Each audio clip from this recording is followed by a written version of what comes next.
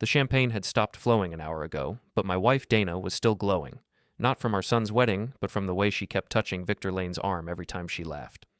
25 years of marriage, and I'd never seen her light up like that for me. "Harold, you remember Victor from high school, don't you?" Dana's voice carried that sickeningly sweet tone she used when she was up to something. Her fingers lingered on his sleeve, and I noticed how she'd positioned herself so her wedding ring was hidden behind her clutch. Victor Lane, the same greasy-haired loser who'd peaked at 17 and now ran a used car lot on the wrong side of town. He'd shown up to our son Miles's wedding uninvited, claiming he'd heard about it through mutual friends. Dana had insisted he stay. "Sure do," I said, extending my hand. Victor's grip was weak, sweaty. "Still selling cars to suckers who can't read the fine print?" Dana shot me a warning look, but Victor just laughed. "Same old Harold. Still counting pennies for other people, I see. I'm an accountant, have been for 30 years. Built a solid practice, paid for this wedding, paid for everything Dana wanted. The house, the flower shop she'd been running at a loss for 5 years, her weekly spa treatments, her designer clothes, every damn thing." "Someone has to keep track of the money," I replied. Amazing how fast it disappears when people aren't paying attention. The reception was winding down. Miles and his new bride Sarah were making their rounds, thanking guests. My daughter Tessa was probably live streaming the whole thing for her social media followers. Everything looked perfect from the outside. That's when Victor made his mistake. His phone buzzed, and he pulled it out with those thick fingers of his. I watched him type something, his face flushed from too much free booze. Then my phone buzzed. The message was meant for Dana. "Finally got away from him for a minute. Can't wait to finish what we started at the shop yesterday. You taste even better than I remembered." I stared at the screen, read it twice. The noise of the reception faded to a dull roar in my ears. 25 years. 25 goddamn years of marriage, and she was screwing around with this pathetic excuse for a man in her flower shop. The same shop I'd been subsidizing, the same shop where she claimed to be building her dreams. I looked up. Dana was whispering something in Victor's ear, her hand now openly resting on his thigh. He was showing her something on his phone, probably deleting the evidence. Too late for that. "Excuse me," I said, standing up from our table. "I need some air." Dana barely glanced at me. "Don't be long, honey. They're about to cut the cake." I walked outside to the country club's parking lot, my mind racing. The cool October air felt good against my face. I'd suspected something was off for months. Dana's sudden interest in working late, her new lingerie that never seemed to be for my benefit, the way she'd started picking fights over nothing. But Victor Lane, the man was a walking midlife crisis, complete with a toupee that fooled no one and a cologne that could choke a horse. What did she see in him that she didn't see in me? Money. It always came back to money with Dana. I pulled out my phone and forwarded Victor's text to my personal email, then took a screenshot for good measure. Then I did something I probably should have done years ago. I started thinking like an accountant instead of a husband. Dana had access to our joint checking account, but I controlled the business accounts. She was a signatory on the flower shop lease, but I was the primary. Her credit cards were linked to my accounts.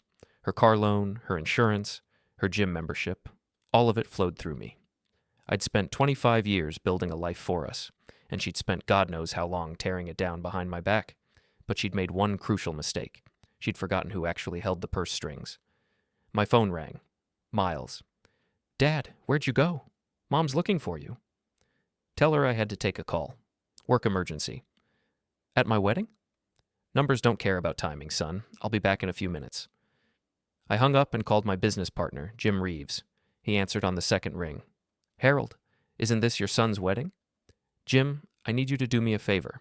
First thing Monday morning, I want you to freeze all joint accounts and transfer the funds to my business account. All of them." "What's going on?" "I'll explain later. Can you do it?"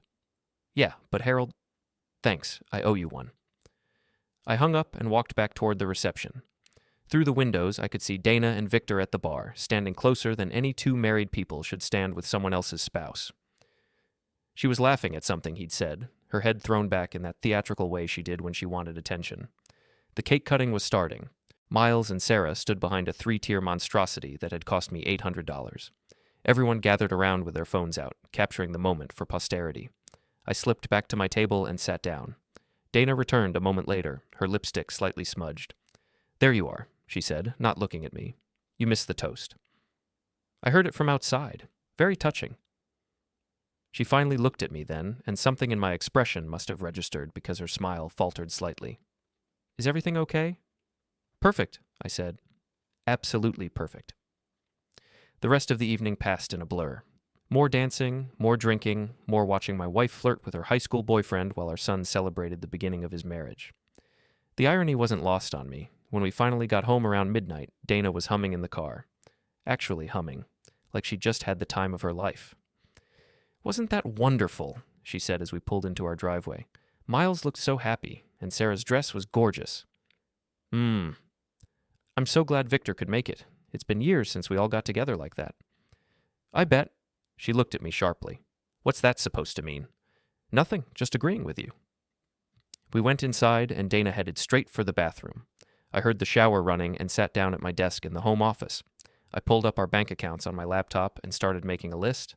Checking account, savings, money market, the CD that was about to mature, the flower shop account that I'd been pumping money into for 5 years.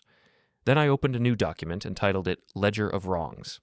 At the top, I wrote, October 15th, wedding night. Text message from Victor Lane reveals ongoing affair. Below that, I started listing everything I could remember. The late nights, the new clothes, the sudden interest in going to the gym, the way she'd stopped asking about my day, stopped caring about anything that didn't directly benefit her. Dana came out of the bathroom in her silk robe, the expensive one I'd bought her for our anniversary last year. You're still up? Just finishing some work. On Miles's wedding night? Harold, you need to learn to relax. She kissed the top of my head, and I smelled Victor's cologne in her hair. You're right, I said. Starting tomorrow, I'm going to make some changes. Really focus on what's important. That's my husband, she said, and went to bed. I stayed up until 3 in the morning, making lists and checking numbers. By the time I finally went to sleep, I had a plan. Dana wanted to play games? Fine. But she'd forgotten one important thing. I'd been keeping score a lot longer than she had. Monday morning came with the kind of crisp autumn air that usually made me optimistic about the week ahead. Today felt different. Today felt like the first day of the rest of my life. Dana was already gone when I woke up. She'd left a note on the kitchen counter. Opening early today. Big delivery coming in. Love you. Love you. The words felt like a slap across the face. I drove to my office with a sense of purpose I hadn't felt in years. Jim was already there, coffee in hand, looking concerned. Okay, Harold, spill it. What's going on? I told him everything. The text message, the months of suspicious behavior, the way she'd been treating me like a walking ATM instead of a husband. Jim listened without interrupting, his expression growing darker with each detail. Jesus, Harold, I'm sorry. What do you want to do? I want to cut off the money supply, all of it. She wants to act single. She can figure out how to pay for it herself. The joint accounts are frozen as of this morning. What about the flower shop? I'd been thinking about that all weekend. I'm the primary on the lease and the business loan. I want you to call the landlord and tell him we're terminating the lease at the end of the month. Can you do that legally? Read the contract. I have unilateral termination rights if the business fails to maintain profitability for 6 consecutive months, which it has. Jim whistled low. You're really going nuclear on this. She went nuclear first. I'm just returning fire. The first call came at 10:30 a.m. Dana, screaming into the phone. Harold, what did you do? My card got declined at the wholesale market. I consolidated our accounts. For tax purposes. Tax purposes? Are you insane? I have orders to fill. Then you better figure out how to pay for supplies. I'm not subsidizing your hobbies anymore. My hobbies? This is my business. A business that's lost money every month for 5 years isn't a business, Dana. It's an expensive hobby. She hung up on me. The second call came an hour later. Harold, this is ridiculous. I need access to our money. Our money? Funny thing about that. I've been going through the books, and I can't seem to find any record of you contributing to our income. When did you start thinking of my money as our money? I'm your wife. Are you? Because your behavior lately suggests you've forgotten that. Another hang-up. I was starting to enjoy this. The third call came just before lunch. This time her voice was different. Smaller, more calculating. Harold, honey, I think there's been a misunderstanding. Can we talk about this when you get home? No misunderstanding on my end. Everything's crystal clear. What's that supposed to mean? It means I'm done being taken for granted. You want to act like you're single? Congratulations. You get to pay bills like you're single too. That evening, I stopped by Bradley Ross's bar on the way home. Brad and I had been friends since high school, and his place was the kind of neighborhood joint where everyone knew everyone else's business. If I was going to start a campaign, I needed intelligence. "Harold," Brad called out as I walked in. "How was the wedding? Heard it was quite the party." "Educational," I said, sliding onto a bar stool. "Pour me a whiskey. The good stuff." Brad raised an eyebrow but complied. "Educational how?" "You ever notice how people's true colors come out at weddings? All that emotion, all that alcohol. People stop pretending to be who they think they should be and start being who they really are." "Sounds like there's a story there." I took a sip of whiskey and looked around the bar. A few regulars, a couple I didn't recognize, and in the corner booth, Victor Lane himself, nursing a beer and looking like he'd rather be anywhere else.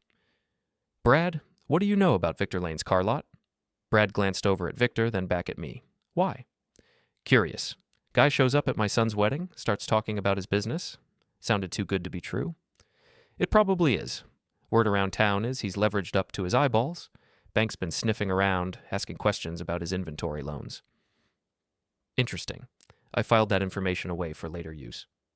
"Another whiskey?" "Better not. Dana's probably waiting for me." "How is Dana? Haven't seen her around much lately." "She's been busy, very busy." I paid my tab and headed home, but not before making eye contact with Victor.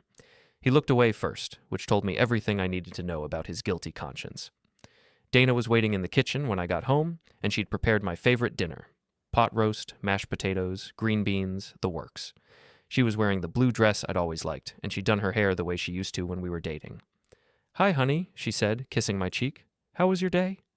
"Productive, very productive. I made your favorite." "I can see that. Special occasion?" She laughed, but it sounded forced. "Can't a wife make dinner for her husband without it being a special occasion?" We sat down to eat, and Dana launched into cheerful chatter about her day, carefully avoiding any mention of her declined credit card or our earlier phone conversations. She was good at this. I had to give her credit. If I hadn't seen that text message, I might have fallen for the performance. "Harold, I've been thinking about what you said earlier, about the business." "What about it?" "Maybe you're right. Maybe it's time to make some changes, be more profitable." "What kind of changes?" "Well, I could cut some expenses, maybe bring in a partner to help with the financial side." I almost laughed. She was trying to manipulate me, and she wasn't even being subtle about it. "A partner? Anyone in mind?" "I was thinking maybe Sonia could invest more. She's always offering to help." Sonia Firth, Dana's business partner and best friend. The woman who'd been encouraging Dana's independence for the past year, always talking about how Dana deserved better, how she should follow her dreams regardless of what her husband thought. "Sonia doesn't have any money, Dana. She's a divorced school teacher living in a one-bedroom apartment. She has some savings. Not enough to save a failing business." Dana's mask slipped for just a moment, and I saw the flash of anger in her eyes before she got it under control. "It's not failing. It just needs time to grow." 5 years isn't enough time. "These things take time, Harold. You can't expect immediate results." "I can expect some results. Any results. Instead, I've watched you pour my money down a drain while you play store with your friend." "It's not playing store. It's my dream." "Your dream is costing us $3,000 a month. That's $36,000 a year, Dana, for the past 5 years. Do you have any idea what we could have done with that money?" She stared at me across the table, and I could see her trying to figure out her next move. The sweet, apologetic wife routine wasn't working, so she'd probably try anger next. "You've never supported my dreams," she said finally.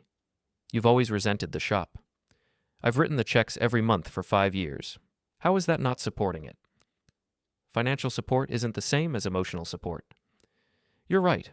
Emotional support would be me telling you what a wonderful job you're doing while you lose money hand over fist. Financial support is me actually paying for your mistakes." She threw her napkin down and stood up. "I don't have to listen to this."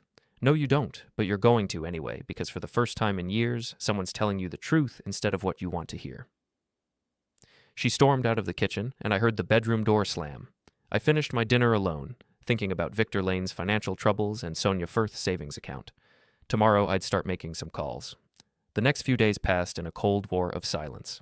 Dana would leave early and come home late, avoiding any conversation that might lead to another confrontation about money. She'd tried her credit cards twice more, according to the alerts I was getting on my phone, and both times they'd been declined. I, meanwhile, was busy, very busy. First, I called the flower shop's suppliers.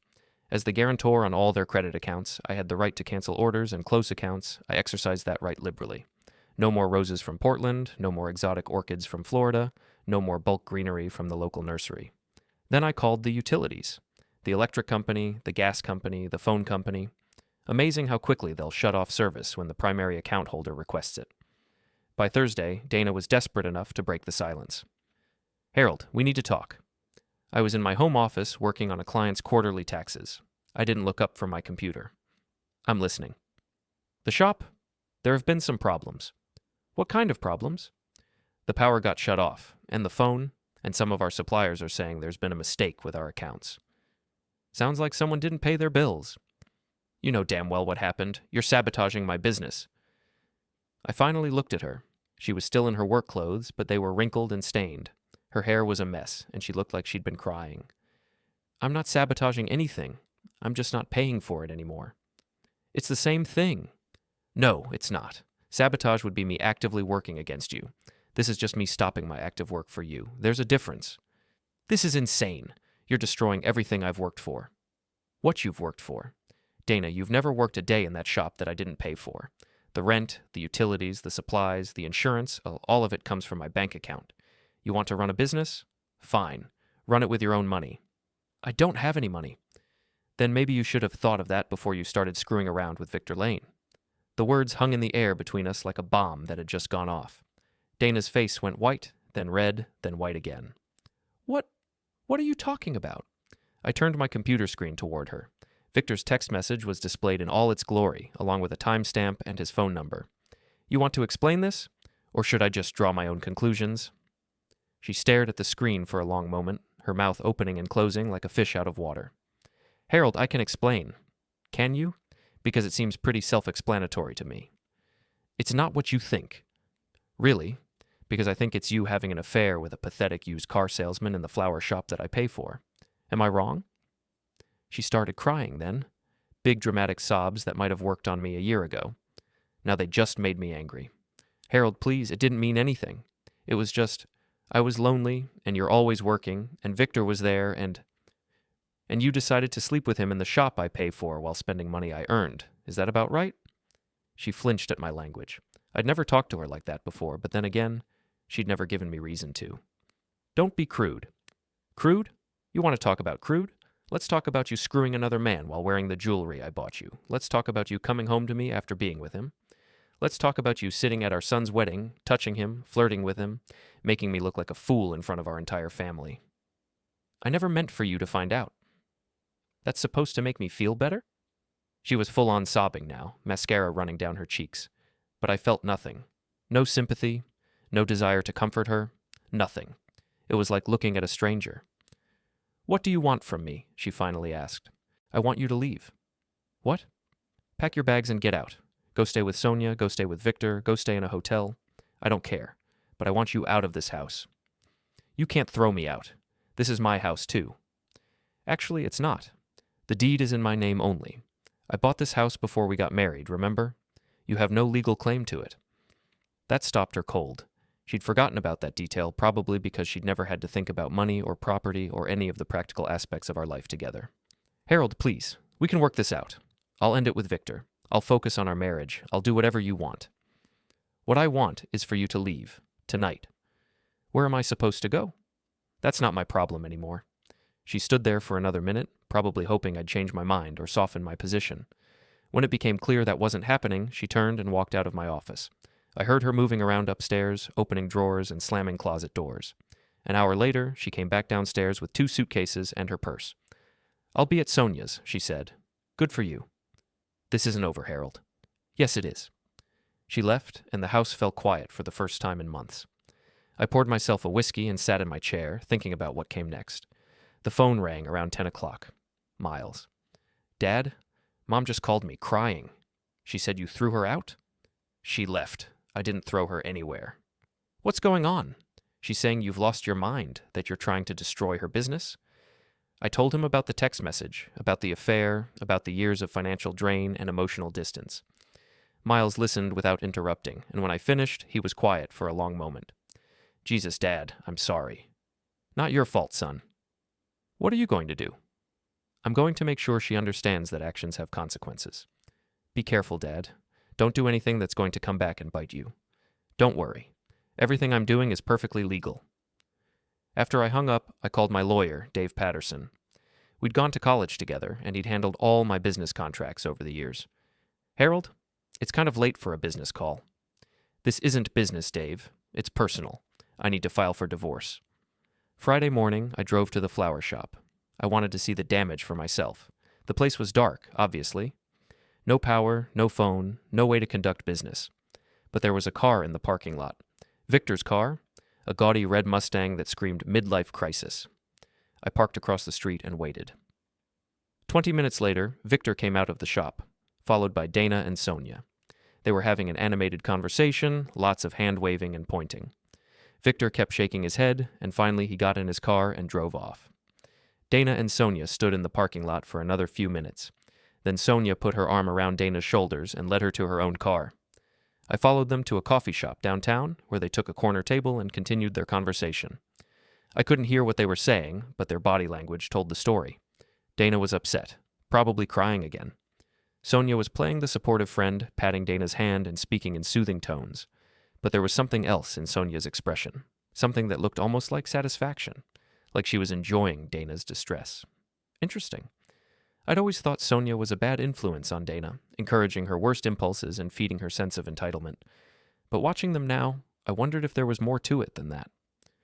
I made a mental note to look into Sonia's finances. If she was as broke as I thought, she might be more involved in Dana's business problems than I'd realized. My phone buzzed. A text from an unknown number. We need to talk. Meet me at Murphy's Bar tonight at 8. Victor. I smiled and typed back, see you there. Murphy's Bar was the kind of place where people went to drink away their problems, not solve them. Dim lighting, sticky floors, and a bartender who minded his own business. Perfect for the conversation I was about to have. Victor was already there when I arrived, hunched over a beer in a back booth like he was trying to disappear into the upholstery. He looked up when I approached, and I could see the desperation in his eyes. Harold, thanks for coming. Wouldn't miss it. I slid into the booth across from him and signaled the bartender for a whiskey. So, what's so important that you had to drag me out on a Friday night? Look, I know you're pissed, I get it, but you're hurting Dana, and that's not fair. I'm hurting Dana? I laughed, and it wasn't a pleasant sound. That's rich, coming from you. She loves you, man. What we had, it wasn't serious, it was just what? Just closeness? Just a little fun? Just my wife sleeping with another man in the business I pay for? Victor flinched. It wasn't like that. Then what was it like, Victor? Explain it to me.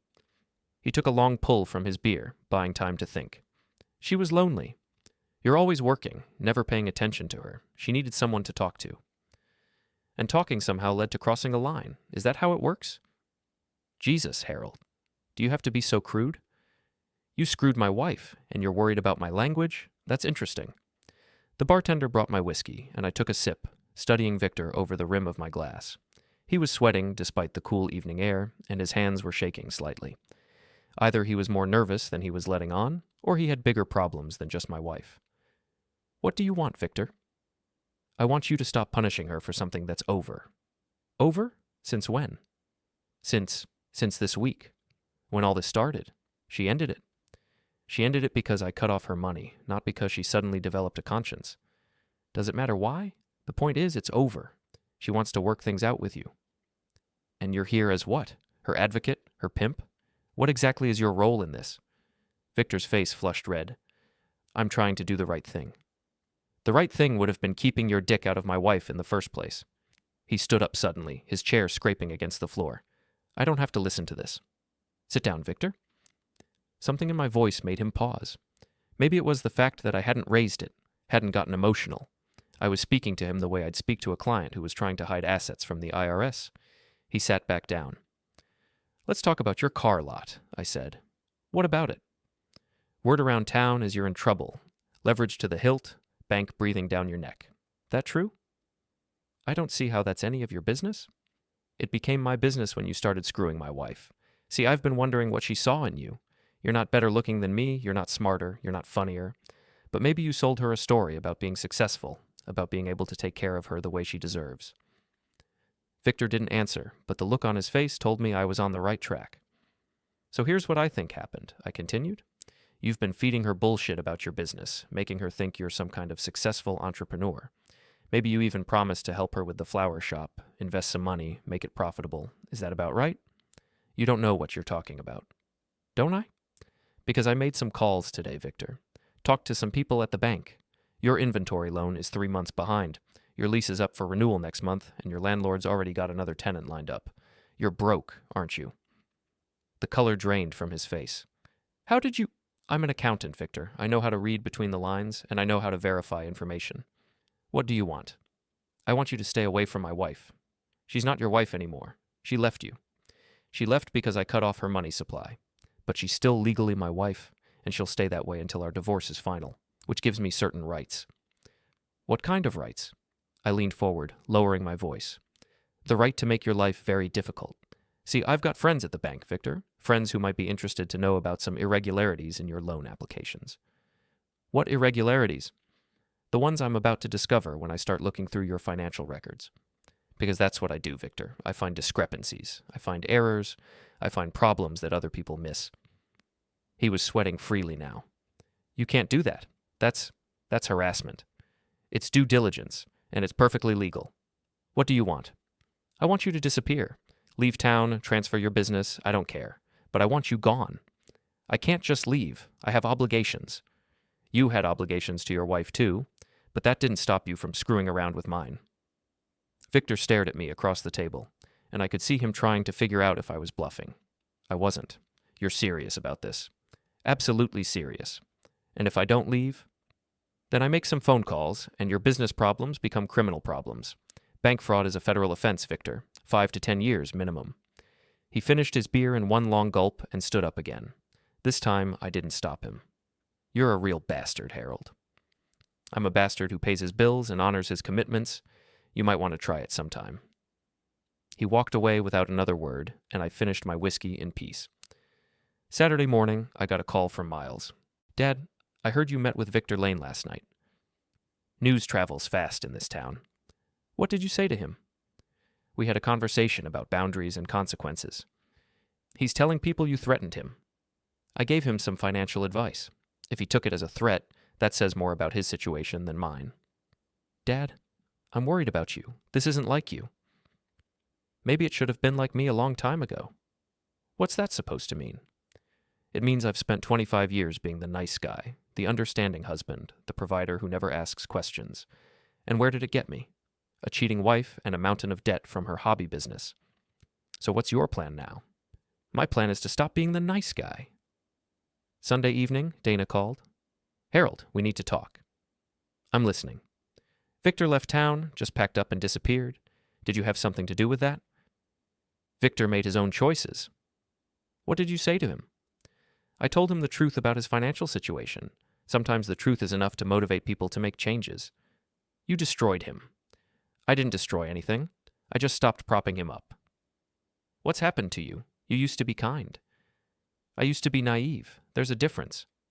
I want to come home. This isn't your home anymore. Harold, please. I made a mistake, but I still love you. You love my bank account. You love the security I provide. You love having someone to pay your bills while you play house with your friends. But you don't love me. That's not true. When's the last time you asked me about my day? When's the last time you showed any interest in my work, my friends, my life? When's the last time you did anything for me that didn't ultimately benefit you? She was quiet for a long moment. I can change, she finally said. No, you can't. And even if you could, I wouldn't want you to.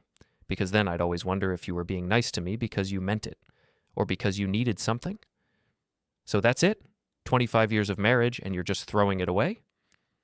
I'm not throwing anything away, Dana. You already did that. I hung up and poured myself a drink.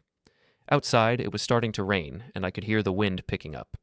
It felt like the weather was matching my mood, dark, stormy, and full of potential for destruction. But I wasn't done yet. Not by a long shot. The divorce papers were served on Tuesday. Dana called me screaming, but I let it go to voicemail. Her lawyer called an hour later, much more professional but equally unhappy. Mr. Keaton, this is Patricia Wells. I'm representing your wife in the divorce proceedings. Good for her. I have to say, your settlement offer is quite aggressive. I'd offered Dana exactly what she was legally entitled to under state law. Nothing. Since we had a prenup that she'd signed without reading, and since the house and all major assets were in my name alone, she had no claim to anything except her personal belongings. It's fair? Mr. Keaton, surely you can be more reasonable. Mrs. Keaton has been out of the workforce for years. She needs time to get back on her feet. She's had 5 years to get her business profitable.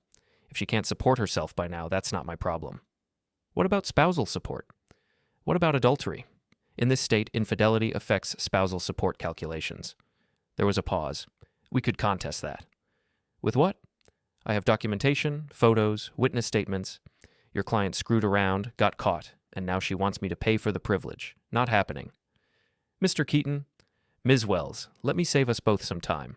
Your client can sign the papers as written, or we can go to court and let a judge decide. Either way, she's not getting a dime from me. I hung up and went back to work. But work was just a distraction now. My real focus was on the final phase of my plan. I'd been watching Sonia Firth for a week, and what I'd discovered was interesting. Very interesting. Sonia didn't have savings, she had debt. Lots of it. Credit cards, student loans, a car payment she could barely afford. But she'd been living above her means for months, and I wanted to know where the money was coming from. It took me 3 days to figure it out. Sonia had been skimming from the flower shop's cash transactions, pocketing money from walk-in customers and small orders that Dana never bothered to track. Not much each time, but over the course of a year, it added up to several $1,000s. More interesting was what she'd been doing with the money: designer clothes, expensive dinners, a weekend trip to Chicago that she'd posted about on social media. She was living like someone who had money, not like a broke schoolteacher. But the most interesting thing was her relationship with Dana. I'd been watching them together, and there was something off about their dynamic. Sonia was always touching Dana, always finding excuses for physical contact. And Dana, who'd never shown any interest in women before, seemed to enjoy the attention. I wondered if Victor had been a smokescreen, a way for Dana to explore her feelings for Sonia without admitting what was really going on. It would explain why she'd chosen such an obviously unsuitable partner. Victor was never meant to be permanent. Thursday evening, I drove to Sonia's apartment complex. It was one of those generic places that catered to young professionals and recent divorcees, all beige siding and fake shutters. Dana's car was in the parking lot. I sat in my car for an hour, watching the windows of Sonia's second-floor apartment. The lights were on, and occasionally I could see shadows moving behind the curtains. At 9 o'clock, the shadows came together and stayed that way. I took photos with my phone, then drove home. Friday morning, I called Dana. Harold, what do you want? I want to make you an offer. What kind of offer? Meet me for lunch and I'll explain. I don't think that's a good idea. It's the only idea that ends with you walking away from this with anything. She was quiet for a moment. Where? Romano's. 1 o'clock. Romano's was the restaurant where we'd had our first date 26 years ago. It seemed fitting for our last conversation as husband and wife. Dana was already there when I arrived, sitting in a corner booth and looking nervous. She'd lost weight, and her clothes were wrinkled. The stress was showing. You look terrible, I said, sliding into the booth across from her. Thanks, you look great. I did look great. I'd been sleeping better, eating better, and working out regularly. Revenge, it turned out, was good for my health. What's your offer? She asked. I pulled out a folder and set it on the table between us. I'm prepared to give you $50,000 and 6 months to get back on your feet. Her eyes widened. What's the catch? You sign a confession admitting to adultery, and you agree to a public apology. A public apology? Full-page ad in the local paper. You admit to the affair, apologize for your behavior, and take full responsibility for the end of our marriage. Are you insane? I'm not doing that. Then you get nothing. Harold, be reasonable. I am being reasonable. I'm offering you more money than you deserve and a chance to salvage some dignity. All you have to do is tell the truth. I won't humiliate myself in public. You already humiliated yourself, and me. This just makes it official. She stared at the folder like it contained a bomb. What else is in there? Photos of you and Sonia from last night. Very intimate photos. The color drained from her face. You were spying on me. I was documenting your behavior for the divorce proceedings. Those photos, they don't mean anything, don't they? Because they tell a very different story than the one you've been selling. Victor wasn't your lover, was he? He was your cover. You don't know what you're talking about. I know that Sonia's been stealing from the flower shop. I know she's been encouraging your worst impulses for months. And I know she's been waiting for you to leave me so she could have you all to herself. Dana's hands were shaking. That's not... We're just friends. Friends don't do what you were doing last night. What do you want from me? I want you to admit what you've done, all of it. The affair with Victor, the relationship with Sonia, the years of taking me for granted while you played house with your girlfriend. And if I don't? Then these photos go to your family, your friends, and anyone else who might be interested, along with the financial records showing how much money you've wasted and the evidence of Sonia's theft.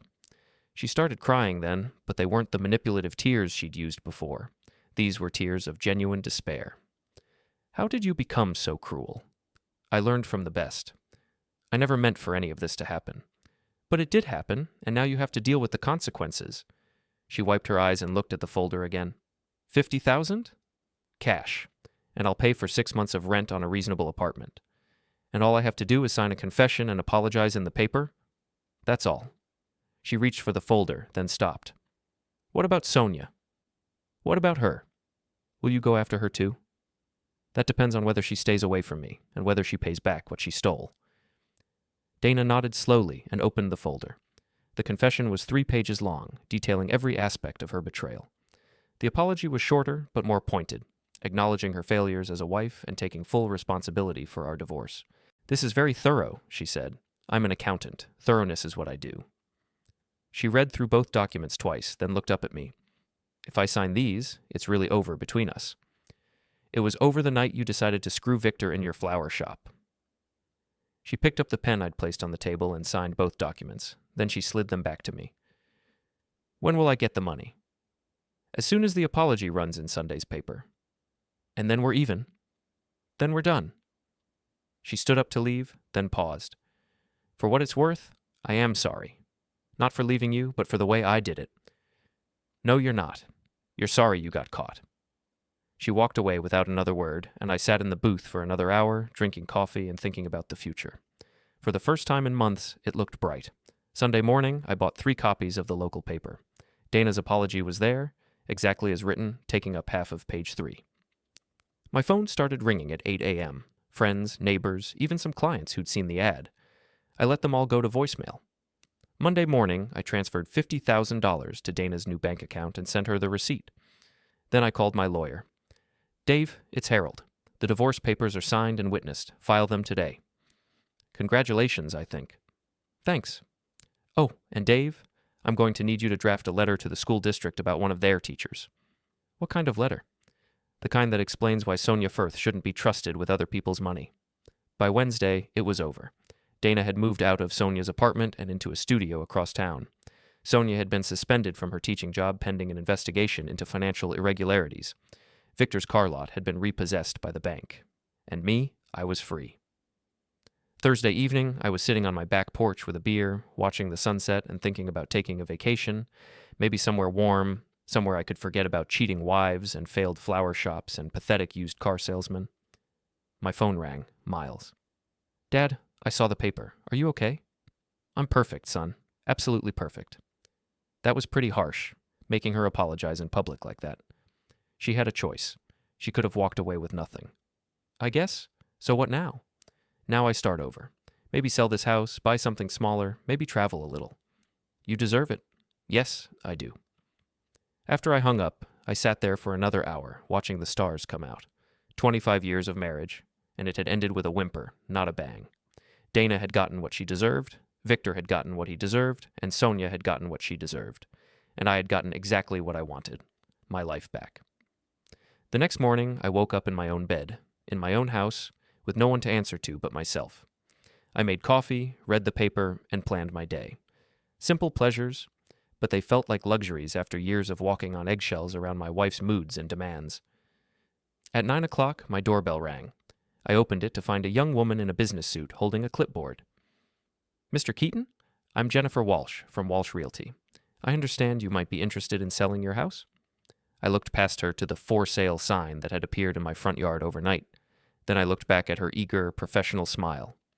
Actually, I said, I think I'll keep it, but thanks for stopping by. I closed the door and went back to my coffee. The house was mine, the money was mine, and the future was mine. Dana could start over with her $50,000, and her girlfriend, Victor, could start over in whatever town would have him, and Sonia could start over with whatever job would hire someone with her record. As for me, I wasn't starting over. I was just getting started.